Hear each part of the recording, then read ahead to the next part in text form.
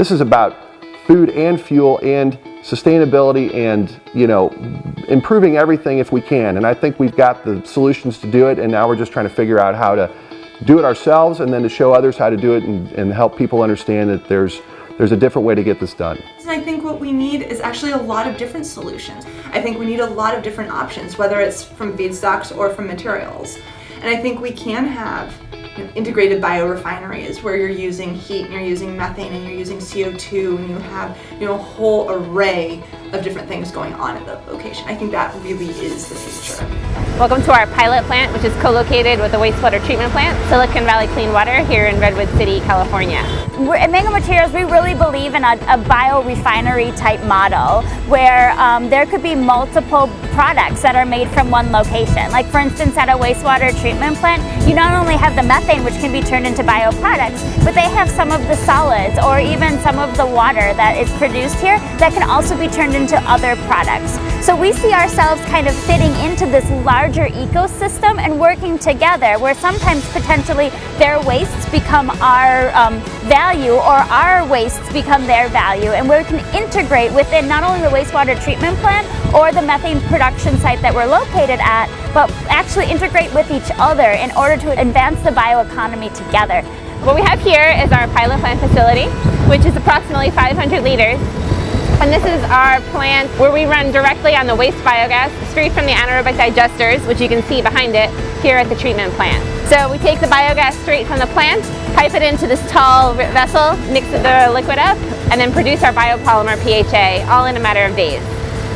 We believe at Mango Materials that we have a platform technology that we can use any form of methane to make a variety of products. Fairly focused on biopolymers right now, but there's other things you can do with methanotrophs or other processes using methane. So if we want to look at a decentralized, revitalized economy where things are locally available, methane is really the way to go. We are in northern Missouri, near Albany, Missouri, at the headquarters of Raceline Alternative Energy near our project we have with Smithfield Hog Production.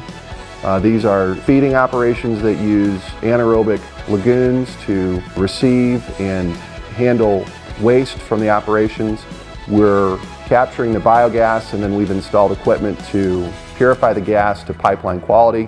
What's more interesting for our project is using that as compressed natural gas, which then qualifies as cellulosic biofuel. The larger picture for us is coming up with project solutions that not only look at how can we convert these waste streams into energy, but also how can we improve the sustainability of the overall farming operation. We're thinking about how do we provide a solution that average size farmer could adopt. We're looking for solutions that are small scale, they're modular in that they can be fabricated in a facility, in a shop setting. And then how can we look at the use of their land and their integrated landscape in terms of being able to produce a biomass that could be used to produce additional energy, but also that provides habitat for wildlife and for pollinators and for general ecological services.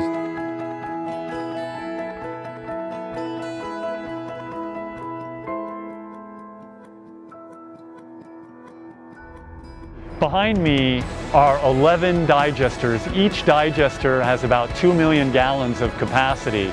And before the advent of this program, we were probably only using about half of that capacity.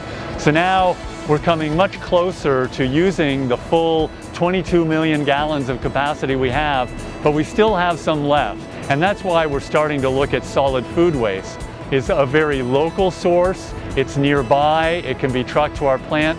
The waste that we get is, by definition, really heterogeneous. So we're talking about, for example, the waste products from restaurants. So it's a combination of the vegetable stalks and stems that they cut off before they deliver it to your plate. So all the behind the kitchen materials that become waste, as well as the post-consumer waste. You're scraping your plate off at the end of your meal. There's a lot of food that we don't consume that gets put into the garbage bin. And so what we're trying to do is take that wide variety of really heterogeneous waste and turn it into a homogeneous feedstock for a digester. The challenge is that while we had plenty of digester capacity, we were producing more biogas than we could actually use in our electrical generation facility.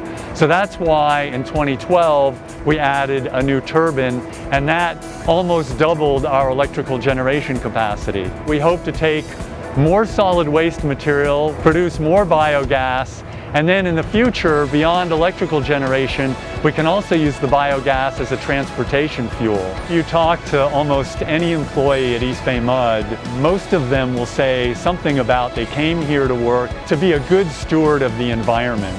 I came here mostly to protect the public health and also to protect the environment. Something that I didn't foresee was like the next step in the evolution of protection, which is protection of natural resources, because what we're doing here is gathering or recovering resources from waste materials, and that makes it so that we don't have to extract more materials from the natural environment itself.